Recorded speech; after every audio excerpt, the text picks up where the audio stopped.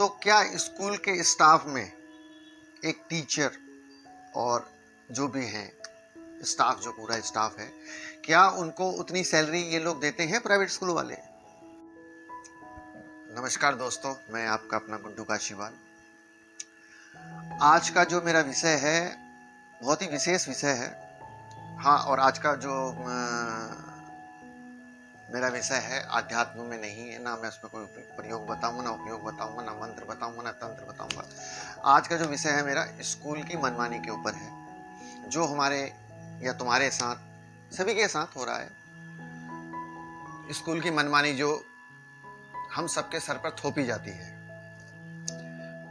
जैसे कि स्कूलों में एक प्रचलन चला, सबसे स्टार्टिंग जो प्रचलन चला कि आपको अगर नया प्रवेश बच्चे को देना है, यानी कि एडमिशन करवाना है, तो आपको एक डोनेशन नाम की चीज़ से आपको पहले गुजरना पड़ेगा। तो डोनेशन आपसे मांगी जाएगी।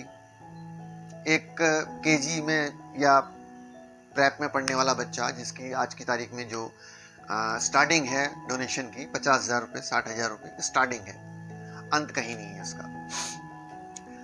दूसरा जो उसके बाद थोपे जाती है, दूसरी आपके सर पर थोपा जाता है कि भाई आपको स्कूल से ही उसकी बुक्स लेनी पड़ेंगी।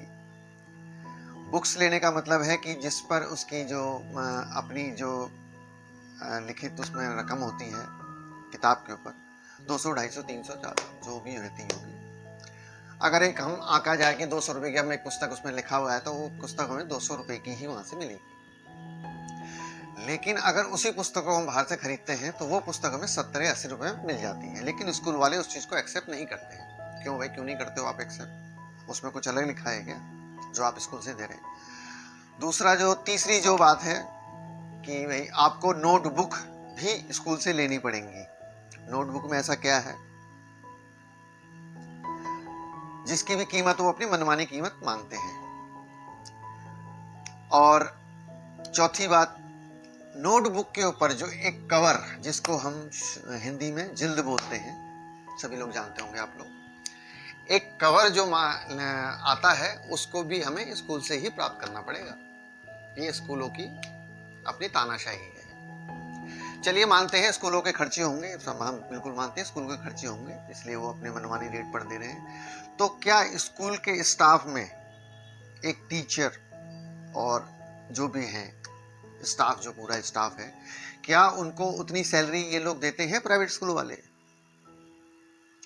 अगर आप किसी भी स्कूल के, प्राइवेट स्कूल के टीचर से कभी भी आप पूछिए कि भाई आपकी जो मासिक आय कितनी है, तो जहां तक मुझे मालूम है 12,000, 15,000, 18,000, इससे ऊपर नहीं होती है एक स्कूल टीचर की जो वेतन जो होता है महीने का। तो भाई आप एक बच्चे से अगर आप वसूल रहे हैं, आज की तारीख में अगर मैं एक नर्सरी केजी का बात करूं तो 4,000 रुपये, 5,000 रुपये एक बच्चे से, और उस क्लास में कम से कम 50 से 60 बच्चे हैं जो एक टीचर पढ़ाता है।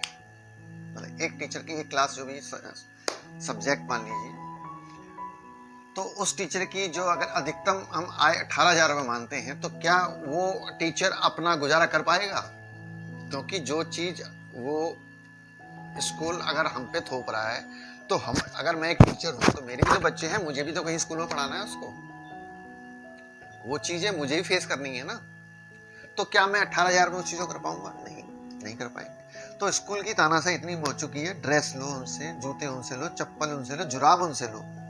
खैर चप्पल के लिए माफी चाहूंगा, चप्पल तो कहते, और सब रहा सहा रह गया। तो इतने एक चीज है कि एक्टिविटीज के नाम पर मनमाने पैसे मांगे जाते हैं कि बच्चे को एक्टिविटीज करानी है, उसको प्रोजेक्ट दिए जाते हैं। तो ये तो खैर तानाशाही है। ऐसे मेरे विचार हैं, मैंने अपने विचार आप लोगों के सामने रखे हैं। तो अगर आपको मेरे विचारों में विचार पसंद आए हो तो इस चैनल को सब्सक्राइब करें, लाइक करें, और जो भी हो आपकी कमेंट्स अपने पास करें, अच्छा बुरा जैसा भी होगा। और अगर आगे कोई मुझे ऐसी कोई जानकारी मिलती है या जो मुझे लगता है कि वो मुझे समाज में देनी चाहिए, तो मैं आपके समक्ष दोबारा अवश्य आऊँगा। धन्यवाद, नमस्कार। जय हिंद, जय भारत।